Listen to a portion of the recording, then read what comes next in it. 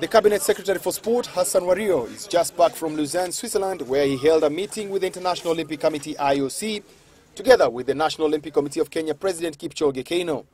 The Parliamentary Labour and Welfare Committee summoned him for the second time, and the main agenda was simple. Am I right to put it to you that the decision made in Lausanne is actually the decision of reinstating NOC? Because I am not seeing, what I'm reading between lines is that nock has been reinstated. Can you confirm or deny that nock has been reinstated? We are having a team to call an extraordinary meeting. That extraordinary meeting will directly look at the Constitution and start the elective process. So there is nobody who has said we have reinstated, but that is the process which is ongoing. Thank you, Mr. Chairman. Wario explained to the committee that it was a give-and-take meeting that ended in a win-win situation for all parties. Sports federations affiliated to NOC called for an extraordinary General Assembly on the 10th of September, where they suspended the top management of NOC led by Kipchoge Keino. They communicated the same to the IOC, and this was also discussed in the meeting with Wario.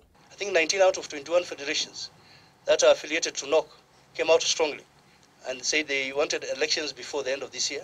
And that was picked up by IOC.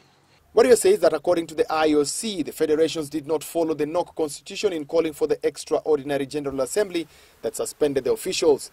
The constitution of NOC says in Article 18 that the extraordinary session of the General Assembly may be convened at any time at the written request of at least two-thirds of the members of the committee or by the executive committee for good and compelling reason to be stated on notice. And the issue for discussion at the extraordinary session of the General Assembly shall only be those specified as agenda in the notice convening the same, and all minutes thereof forwarded to the next General Assembly.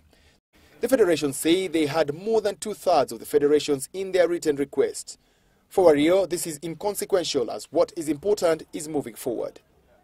Kenya was not punished by a ban from IOC. It was again a win-win for all of us. So we came back strongly, feeling that in the next 2.5 months or 3 months, we will have a changed landscape in terms of the National Olympic Committee of Kenya. The federations are happy that their recommendations to the IOC have been adopted in the roadmap to reforms.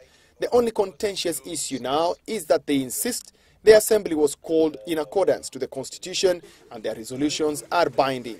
This means that Kipchoge Keino remains suspended and therefore cannot call for another extraordinary General Assembly. The process of reforming NOC will now happen only if the Ministry of Sports, together with the federations and the IOC, speak in one voice. Mike Okinyi for The Big Question.